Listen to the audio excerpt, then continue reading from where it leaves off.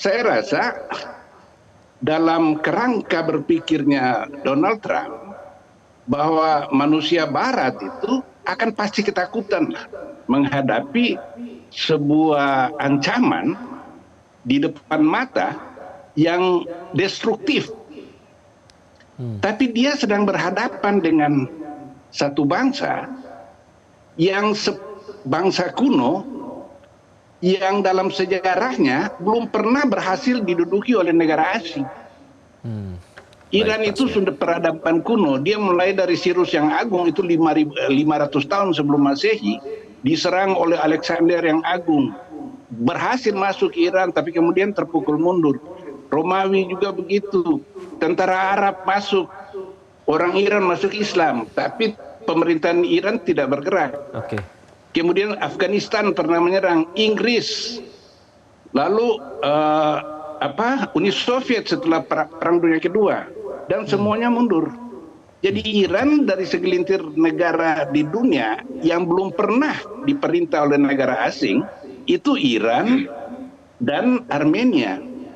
Sehingga Pak Smith, apa sebenarnya yang termasuk dengan sanksi ekonomi pun ternyata tidak bisa ya. Ternyata Iran masih bisa berjalan menggerakkan ekonominya dengan caranya sendiri meskipun di bawah sanksi yang terus-menerus dikenakan oleh Amerika Serikat.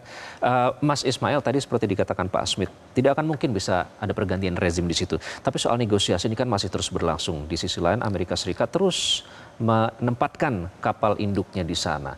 Jadi sebenarnya negosiasi nuklir Iran ini dan Amerika Serikat mengapa belum juga ada titik temu? Apakah masih ada permintaan soal penghentian program rudal balistik? Sebenarnya itu concern utamanya, bukan Mas Ismail?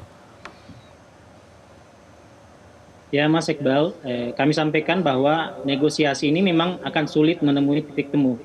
Sebab kedua pihak akan bersikeras pada pendiriannya masing-masing. Iran hanya ingin negosiasi hanya seputar nuklir dan pencabutan sanksi, tidak mengenai hal yang lain. Sementara Amerika yang membawa pesan Israel itu menuntut Iran menghentikan produksi rudal atau membatasi jangkauan rudal balistik mereka. Yang tentu saja ini tidak akan mau dipenuhi Iran, karena bagi Iran itu adalah sistem pertahanan mereka dan menjadi tidak adil jika Iran dilarang memproduksi senjata, sementara Israel tidak diminta melakukan hal yang sama, bahkan mendapatkan senjata dari Amerika Serikat tanpa batas, suplai senjata dari Amerika Serikat. Di sini Iran hanya mempertahankan haknya, hak untuk bisa melindungi kedaulatan negaranya secara mandiri. Dan kalau Iran diserang karena hal ini, maka Iran akan menghadapi serangan tersebut. Rakyat dalam hal ini satu suara dengan sikap pemerintah. Dalam peringatan kemenangan Revolusi Islam Iran yang ke-47, rakyat Iran itu menegaskan tanah air atau mati, yaitu mereka siap mati demi mempertahankan kedaulatan tanah air mereka. Begitu Mas Iqbal. Rakyatnya siap mati ya, dan tentu percaya sepenuhnya kepada pemerintah yang legitimate saat ini. Pak Smith, jadi dengan semua ancaman yang ada, terutama dari Trump ya, yang menargetkan katanya akan menargetkan situs-situs nuklir dan juga terkait program rudal balistik. Nah, mampukah Iran menghadapi serangan itu, Pak Smith? Ya, Iran itu bukan saingannya Amerika Serikat. Tentu saja Amerika Serikat bisa menghancurkan target-targetnya dia. Tetapi yang jelas regime change itu, pergantian regime tidak terjadi. Dan yang harus diingat Amerika Serikat bahwa semua pangkalan Amerika Serikat mulai dari Irak, Kuwait, Bahrain, Qatar, Uni Emirat Arab, dan Arab Saudi, kemudian di Yordania dan Turki, itu semua bisa dijangkau oleh rudal Iran. Dan Iran sudah mengancam. Karena kalau Amerika Serikat menyerang, ini berarti perang eksistensial. Perang mati hidupnya Republik Islam Iran. Sehingga dia akan membalas. Nah, kalau kita melihat pasukan yang memang besar-besaran dikirim ke Amerika Serikat ke Timur Tengah, tapi tadi berita mengenai adanya kerusakan toilet yang jumlahnya 350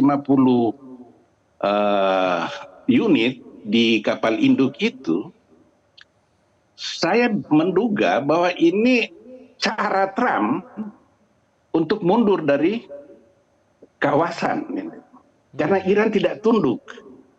Nah, ada lagi bahwa sesuai dengan kesepakatan yang dibuat oleh Amerika Serikat dan Iran dalam negosiasi di Jenewa pada tanggal 17, dan kemudian juga ada kontak terus-menerus antara Menteri Luar Negeri Iran Abbas Araghchi dan utusan khusus Amerika Serikat untuk Timur Tengah yaitu Steve Witkoff itu menyatakan bahwa Iran sudah siap sesuai dengan kesepakatan di Jenewa itu untuk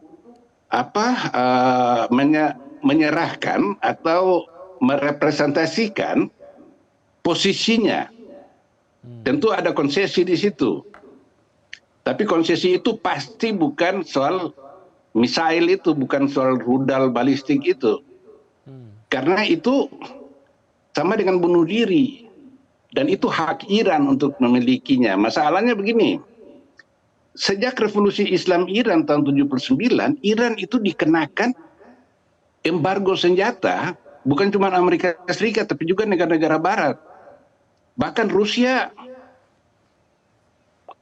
ikut terpengaruh permintaan Iran untuk membeli sistem pertahanan S-400 Rusia yang ditakuti Barat itu tidak diberikan oleh Rusia walaupun sudah dijanjikan, karena Rusia memperhitungkan hubungannya dengan negara-negara Eropa dan Amerika Serikat. Oleh karena itu, rudal balistik ini adalah satu-satunya cara Iran mempertahankan diri karena dia nggak punya payung udara. Pesawat-pesawat tempur dia itu terbuat pada zaman Shah, itu F4, F5 itu yang sudah sudah kadaluarsa lah, sudah nggak bisa dipakai untuk bertanding. Nah, kalau Iran menyerahkan atau sesuai dengan permintaan Amerika Serikat yaitu membatasi rudalnya itu, maka selain dia tidak mempunyai payung udara, dia juga dibatasi jangkauannya ke negara sasaran yaitu Israel. Oleh karena itu siapapun yang memerintah Iran itu tidak akan setuju. Dan kita mesti ingat bahwa revolusi Iran yang terjadi tahun 79 bukan semata-mata karena kehebatannya Ayatullah Khomeini, tapi itu kontrak sosial yang dibuat antara Republik Islam Iran dengan rakyat Iran, bahwa Khomeini menjanjikan akan menjaga atau memulihkan martabat Iran. Gitu. Iran ini bangsa yang proud nation, bangsa yang membanggakan dirinya. Sehingga ketika Shah dijatuhkan, itu salah satu alasannya karena Shah itu jadi bonekanya Amerika Serikat. Nah, baik. Kontrak sosial ini yang sedang dipertahankan oleh Iran, bahwa martabat bangsa ini tidak akan dilepaskan dengan biaya berapapun. Karena kalau dia menyetujui rudal itu, ya dia bunuh diri, Israel akan menyerang dia, Amerika Serikat dengan mudah itu. Jadi saya merasa bahwa perang ini secara akal sehat, kita mengingat bahwa negara-negara Arab di Teluk itu semua menentang perang ini, juga Uni Soviet, Rusia dan Cina, bahkan Inggris sekalipun. Baik. Nah, sehingga kalau kita lihat bahwa makanya perang ini ditegaskan oleh Ayatollah Ali Khamenei dalam beberapa pernyataan yang tegas dan mendapatkan dukungan juga dari masyarakat. Pak Smith, mohon maaf durasi kita sudah habis, tapi poin sudah diambil.